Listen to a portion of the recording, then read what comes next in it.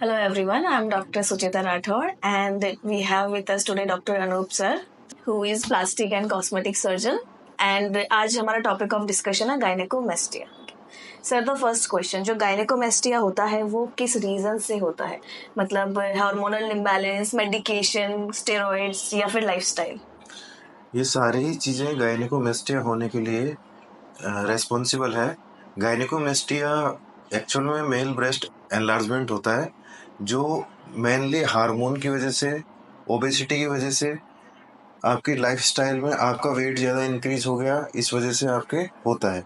But ये एक youth problem है जो 13 की एज के बाद में जो हार्मोनल थोड़ा सा इम्बेलेंस होता है, उससे जो मेल की जो ब्रेस्ट ग्लैंड होती है वो एनलार्ज हो जाती है। एनलार्ज होने के बाद में 2-3 साल के बाद में वो अपने आप ही, अगर हार्मोन का जब लेवल मतलब कंट्रोल में रहता है तो रिजोल्व होना स्टार्ट हो जाती है।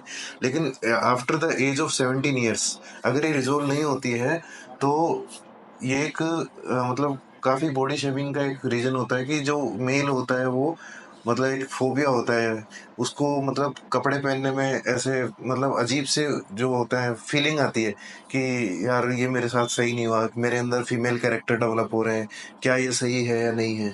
तो इन सब चीज़ों से दिक्कत होती है। ओके सर, तो जो अभी जो एडवांस टेक्नोलॉजी है इस चीज़ को क्योर करने के लिए वो क्या है? मैडम, एक्चुअली जो गायनेकोमेस्टिया है वो सिर्फ मेल ब्रेस्ट एनलार्जमेंट है। सूडो गायनेकोमेस्टिया में फैट भी इसके साथ में आपके डिपॉजिट हो जाती है।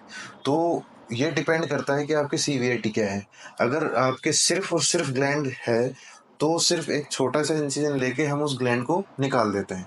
अगर एसोसिएटेड फैट है तो हम पहले लाइपोसक्शन से स्मॉल 4 to 5 mm जो होल होता है उसके थ्रू फैट को डिजोल्व करके हम उसे निकाल देते हैं। और उसके बाद जब ग्लैंड होती है जो एनलार्ज होती है, जो कि लाइपोसक्शन से बाहर नहीं आती है, तो उस ग्लैंड को निकालने के लिए अलग से हम इंसिजन लगा के उस ग्लैंड को निकाल देते हैं, ताकि आपका चेस्ट जो है, मतलब मेल का जो चेस्ट है वो पूरा फ्लैट रहे, जो मैस्कुलाइन जो फीचर्स हैं वो मेल के अंदर प्रोमिनेंट दिखे। जी, तो सर ये ओनली सर्जिकली पॉसिबल है और मेडिकेशन से भी काम हो सकता है? देखो, मेडिकेशन से कम फर्क पड़ेगा। मेडिकेशन सिर्फ हार्मोन जो होता है उसे आप कंट्रोल में कर सकते हैं, बट जो बॉडी के अंदर जो चीज हो गई है उसे तो आप सर्जिकली ही ट्रीट कर पाओगे। Right sir. तो सर ये कौन सी एज में करवाना चाहिए अगर किसी को देखो, है तो? 17-18 की एज के बाद में ये सर्जरी करवानी चाहिए, क्योंकि 13 to 17 ईयर्स में इसका थोड़ा बहुत अगर मिनिमल अगर एनलार्जमेंट है तो वो मेडिसिन की वजह से या ऑटोमेटिक स्पॉन्टेनियसली वो रिजोल्व होने के चांस होते हैं। बट अगर ये रिजोल्व नहीं हो रहा है आफ्टर एज ऑफ 18, तब आपको सर्जरी की नीड रहती है। तो गायनेकोमेस्टिया दोबारा हो सकता है ट्रीटमेंट के बाद में? देखो, मैंने बताया कि gynaecomastia is purely the breast gland enlargement. अगर आपने ब्रेस्ट ग्लैंड ही निकाल दी है तो ये वापस नहीं होता है। सिर्फ फैट जो है, जो सूडो गायनेकोमेस्टिया होता है, वो आपके डाइटरी हैबिट की वजह से होता है। तो वो आपके फैट वापस हो सकता है, तो उस वो फैट डिपोजिशन आपके वापस हो सकता है, लेकिन गायनेकोमेस्टिया नहीं होगा दोबारा। जी। इसमें सर ये एक और क्वेश्चन है कि साइकोलॉजिकली ये पेशेंट को किस हद तक हैम्पर करता है, उनकी चीज़ों को, उनको लाइफस्टाइल को? देखो, मेरे पास जितने मरीज आए हैं वो इस चीज से साइकोलॉजिकली परेशान तो रहते हैं।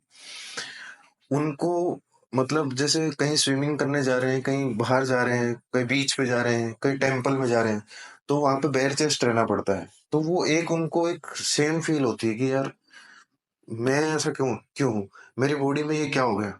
तो वो एक साइकोलॉजिकल प्रॉब्लम करता है। फिर कभी जो फ्रेंड सर्कल होता है वो उन्हें छेड़ते रहते हैं, है ना। तो ये भी एक कॉन्फिडेंस जो उनका होता है वो थोड़ा डाउन हो जाता है। कभी जिम जाते हैं तो जिम में मतलब कंफर्टेबल नहीं होते हैं। तो इसमें आफ्टर ट्रीटमेंट क्या रिकवरी टाइम पीरियड रहता है? पोस्ट ऑप में हम क्या केयर कर सकते हैं? देखो, गायनेकोमेस्टिया बहुत ही सेफ सर्जरी है। इसमें मतलब लाइपोसक्शन और ग्लैंड एक्सीजन करने के बाद में हम ड्रेसिंग कर देते हैं। ड्रेसिंग के ऊपर हम लोग मतलब चेस्ट बैंडेज या चेस्ट बेल्ट होता है वो देते हैं, और साथ में कंप्रेशन गारमेंट देते हैं। तो आफ्टर 10 डेज सब सूचर वगैरह आप निकाल देते हो, फिर आपको रेगुलर पहनना पड़ता है। आप नेक्स्ट डे ही अपना जॉब ज्वाइन कर सकते हैं। बस आपको थोड़ा हेवी एक्सरसाइज, जिम वगैरह ये आपको थोड़ा-सा प्रिवेंट करना होता है, क्योंकि इससे आपकी मसल्स वगैरह पेन कर सकती है, थोड़ा बहुत हल्का-फुल्का पेन हो सकता है। अगर आप नॉर्मल अपनी डे टू डे एक्टिविटी कर रहे हैं, तो योगा वगैरह कर सकते हैं, रनिंग कर सकते हैं। तो ये चीज़ें आप नॉर्मली आप कर सकते हैं, आप अपना काम कर सकते हैं।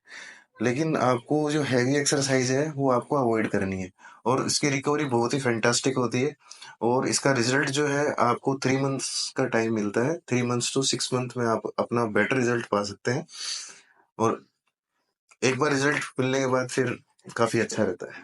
ठीक है सर, तो ये कितनी सेफ है सर्जरी, सबको करवानी चाहिए क्योंकि लोग बहुत डरते हैं सर्जिकल प्रोसीजर्स करवाने में। नहीं, ये एक तरह से सेफ सर्जरी है, जो इसका रेगुलर कर रहे हैं, आपको उनसे कराना चाहिए। एक सर्टिफाइड बोर्ड प्लास्टिक सर्जन से कराना चाहिए और जहाँ पर बढ़िया हॉस्पिटल में फैसिलिटी अवेलेबल हो, लाइपोसक्शन की फैसिलिटी अवेलेबल हो और आईसीयू सेटअप अवेलेबल हो, तो वहाँ पर आपको ये सर्जरी करवानी चाहिए। जी, थैंक यू सो मच।